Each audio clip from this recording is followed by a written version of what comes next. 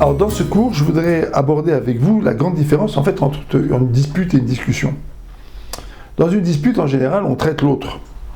Si je me dispute avec quelqu'un, je ne m'intéresse pas au problème qui fait que maintenant on est en train de se disputer.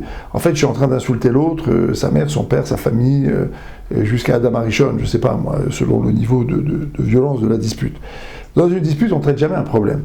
Dans une discussion, on traite un problème. D'accord ? Donc je vais vous donner ici quelques règles pour vous permettre de gérer une discussion de manière intelligente. Si vous avez des tensions en ce moment et que vous n'arrivez pas à discuter, d'accord, et vous devez discuter, parce qu'il faut bien décider où on va passer les vacances, n'est-ce pas? Il faut bien décider où on va aller Shabbat prochain, chez tes parents ou chez mes parents.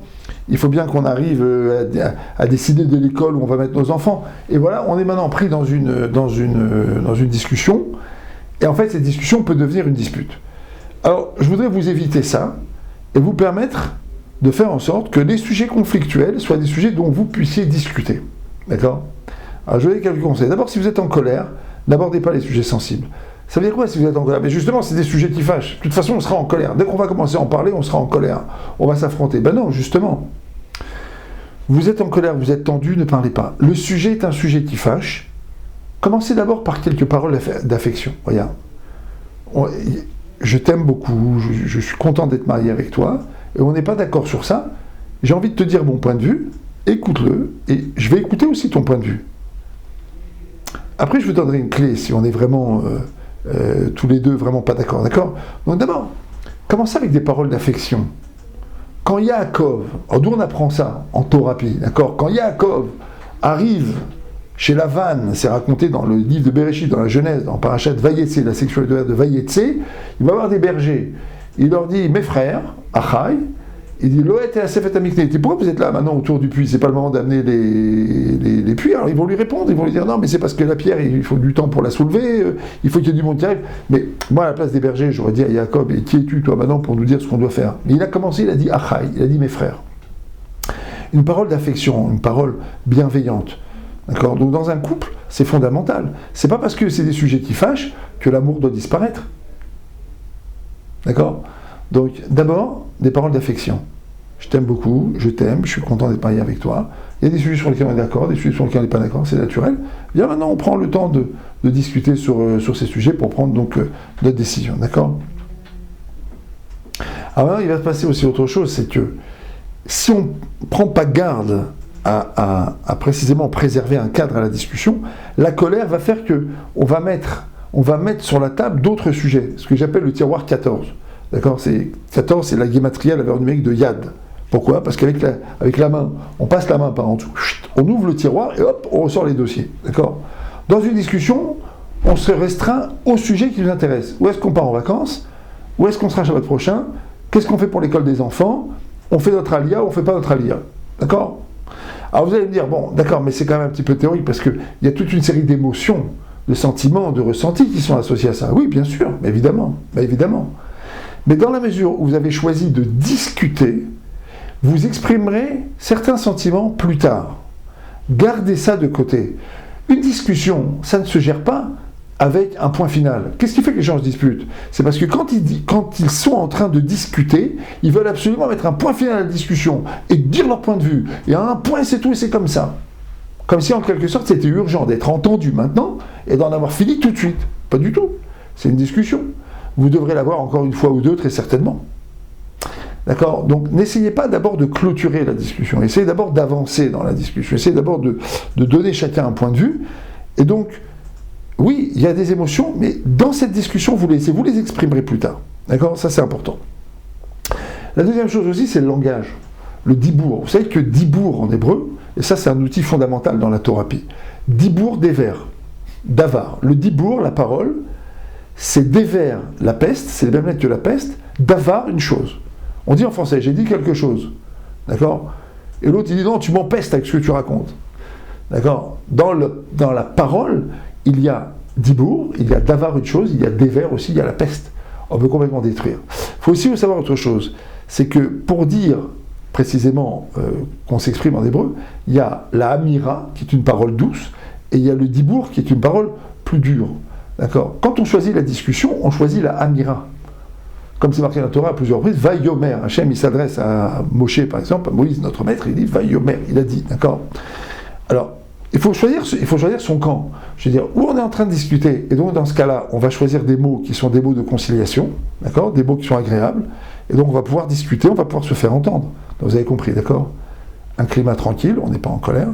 Deuxièmement, on fait très attention à laisser certaines émotions de côté, c'est pas le moment de les ramener, c'est pas tout à fait le sujet, et on va bien centrer notre discussion sur un sujet précis, d'accord?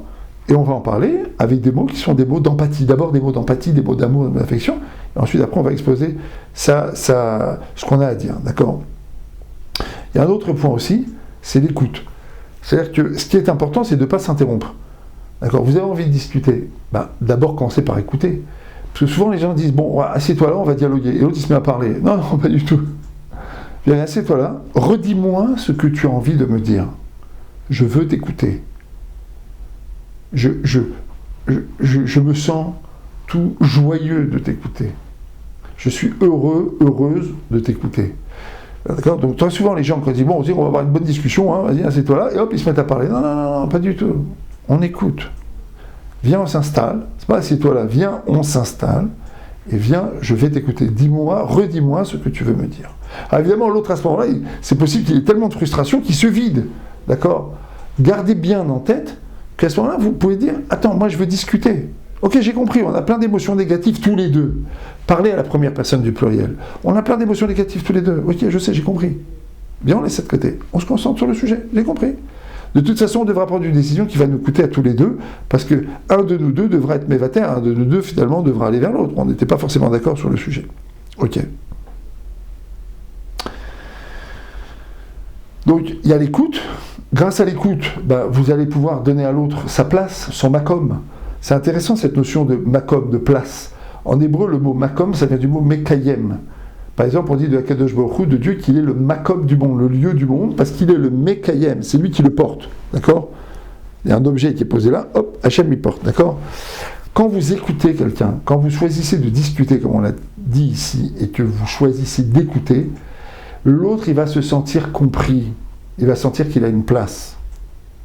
Et donc maintenant, vous allez pouvoir réagir et dire des choses. Maintenant, je vais vous dire autre chose. Si vous avez vraiment des difficultés, allez voir un rave. Si c'est vraiment difficile, allez voir un rave. Vous allez me dire, on n'a pas de rave. Eh bien, c'est grave. C'est grave. Si vous n'avez pas de rave, que vous soyez religieux ou pas, il y a un rave. Et il y a une personne qui soit une autorité, qui soit une personne complètement extérieure à vos familles, évidemment, et qui soit une personne à laquelle vous puissiez téléphoner, à qui vous puissiez envoyer votre question et dire qu'est-ce que vous en pensez. Voilà, on est un peu bloqué, qu'est-ce que vous en pensez? D'accord? Donc vous voyez, c'est les règles de la discussion. C'est comme ça qu'on se dispute cachère, en quelque sorte. C'est comme ça qu'en fait, on discute. Alors évidemment, il y aura des émotions négatives qui sont associées à ces choix, à ces discussions. Évidemment, tout ça va ressortir, mais vous êtes d'accord avec moi que si vous avez pratiqué cet exercice une fois, deux fois, trois fois, si vous l'instituez entre vous, ça sera beaucoup plus simple, non pas d'éviter les conflits, parce que quand il y a un conflit, on n'est pas d'accord, il ne faut pas avoir peur de discuter. Un couple qui marche, ce n'est pas un couple qui n'a pas de désaccord. Non, il y a un conflit, il y a un désaccord, on peut en discuter, et on ne va pas avoir peur d'être mévataire, on ne va pas avoir peur précisément de renoncer. Pourquoi? Parce qu'on a un makom. Souvent dans les courses au Shlom Bayit, les gens disent il faut être mévataire, il faut renoncer. Mais les gens après le téléphone, ils disent renoncer et rien ne marche. Bien sûr, parce qu'ils n'ont pas de place. Ce qui est important dans le couple, c'est que je te crée une place parce que je t'écoute, parce que j'accorde de l'importance à ce que tu dis. Et ensuite, après, je donne mon opinion. Comme Beth Hillel et Beth Shammai. Quelle était la force des discussions entre Beth Hillel et Beth Shammai, qui sont cités comme étant l'exemple même de la discussion désintéressée, la discussion Leshem Shamaïm? C'est parce qu'avant de donner leur point de vue, ils écoutaient le point de vue de l'autre. Ils étaient capables d'écouter et même de répéter le point de vue de l'autre. Ils faisaient du PNL avant la lettre. Ils écoutaient le point de vue de l'autre et ils restituaient mot à mot le point de vue de l'autre. Donc quand tu as donné une place à quelqu'un, il va te la donner aussi. Ce que tu veux, il faut que tu le donnes. Donc si tu donnes une place à l'autre, l'autre il va te la donner aussi. Et donc après, quand tu vas renoncer, parce que tu choisiras de renoncer, tu sais que tu renonces, mais tu renonces à partir d'une place. Tu n'es pas une victime. Tu n'es pas persécuté. D'accord? Voilà. Quelques règles qui sont des règles fondamentales. Suivez ces règles, vous verrez, beaucoup de choses s'arrangeront et vous verrez que beaucoup de choses seront beaucoup plus simples. On n'a pas tout résolu, c'est un début de réflexion à cogiter.